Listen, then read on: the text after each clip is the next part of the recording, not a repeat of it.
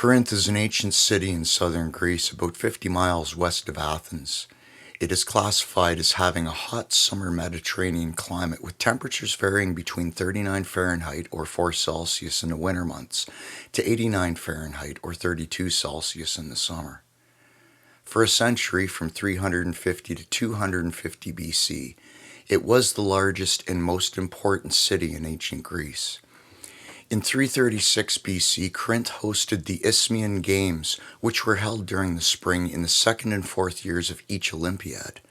These games consisted of various athletic competitions, chariot races, musical and poetry competitions, and were held in honor of the pagan Greek god Poseidon, whose Roman counterpart was Neptune. In 146 BC, Corinth was pillaged, burned, and destroyed by the Romans. Its inhabitants, the original Corinthians, saw its men killed, and its women and children sold into slavery. It sat desolate for 100 years until it was rebuilt by Rome. The Roman Emperor Julius Caesar made Corinth a Roman colony in 44 BC. Imperial money poured into its reconstruction to ensure its success, and people flooded in to settle there. Its population consisted mainly of Romans, Greeks, and Jews. Corinth was built on top of a natural refuge on a plateau formed from monolithic rock that stands 1,886 feet above sea level. At the base of this plateau stood the lower part of Corinth that had streets adorned with temples, fountains, and other monuments. At the narrowest part of the Isthmus of Corinth, which was a land bridge joining mainland Greece to the Peloponnese Peninsula, it is 3.9 miles or 6.3 kilometers wide.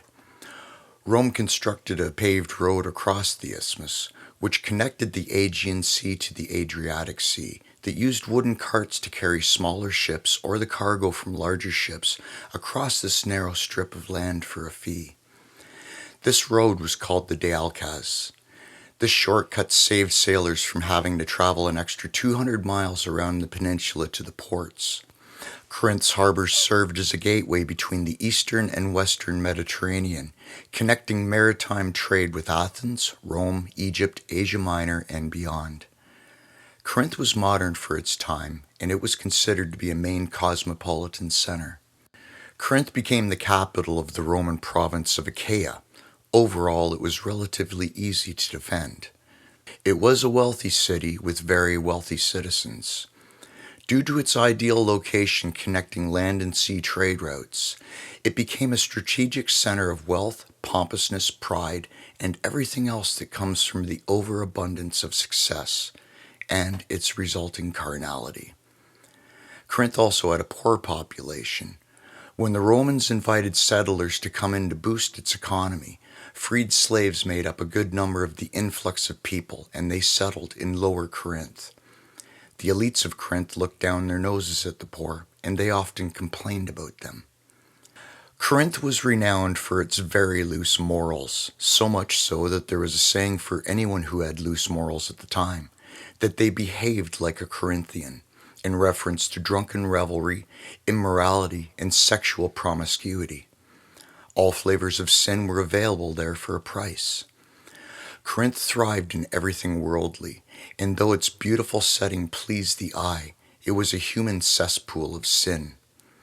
It had pagan temples, which included the Temple of Apollo, the Temple of Isthmia, and the Temple of Aphrodite, Aphrodite being the Greek goddess of sexual love and beauty.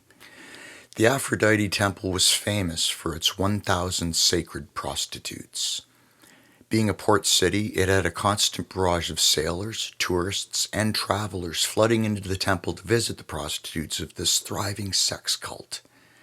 Aphrodite was named as Corinth's patron deity. Paul arrived in Corinth sometime around 50 to 51 AD, and he stayed there for 1.5 years, which was longer than his normal stays at other stops on his missionary journeys. At the time of the Apostle Paul's arrival to Corinth, it is estimated to have had 30 to 50,000 residents in its urban center and 40 to 60,000 residents in its rural areas.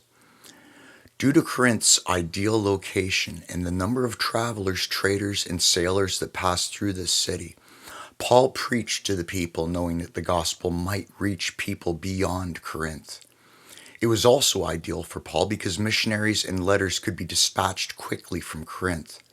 He began his ministry in a Jewish synagogue in Corinth, and the leader of the synagogue, a man named Crispus, believed the gospel that Paul preached, and he got saved.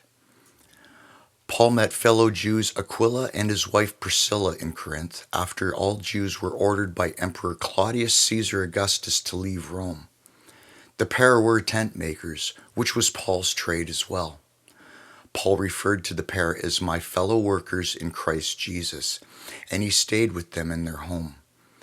The couple later journeyed with Paul to Syria, but stopped along the way in Ephesus, which was also steeped in sin, having the Roman temple of Diana, which also had sacred prostitutes.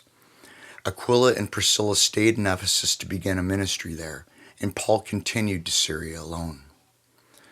Paul established a group of believers in Corinth, and he came back to visit them twice after his first stay. 1st and 2nd Corinthians were written to them. Apparently there is a third letter as well, and a possible fourth letter that were both lost over time. Despite the rampant sin that was prevalent in Corinth, the Lord established a church there through Paul. It was prime ground to plant the seeds of truth. The early church in Corinth was under a constant barrage of sexual temptation. One of the themes of 1 Corinthians is sexual immorality and escaping temptation. 1 Corinthians 6:15. Do you not know that your bodies are members of Christ? Shall I then take the members of Christ and make them members of a prostitute? Never.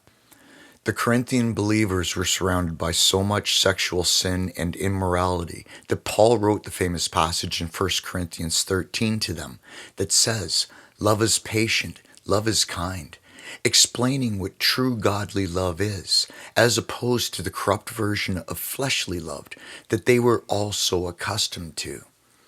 Paul called out the church in Corinth for their casual attitude towards sexual sin. Yet, despite their shortcomings, the church remained. The congregation is believed to have been between 40 to 150 people, and it continued to grow in number. As Paul preached in Corinth, we can only imagine how far the gospel spread around the world from this thriving port city. It makes me wonder how many of those ancient people that passed through Corinth heard Paul's preaching of the gospel, believed it, and spread it to others in their travels. 1 Corinthians 10:32 and 33. Give no offense to Jews or to Greeks or to the church of God, just as I try to please everyone in everything I do, not seeking my own advantage, but that of many, that they may be saved. In 1858, the village surrounding the ruins of ancient Corinth was destroyed by an earthquake. It was abandoned after nearly 3,000 years, and the new city of Corinth was built 1.8 miles or 3 kilometers to the northeast. Archaeological excavations in the ruins have been ongoing since 1896. In 2021, the municipality of Corinth had a population of 55,941 souls.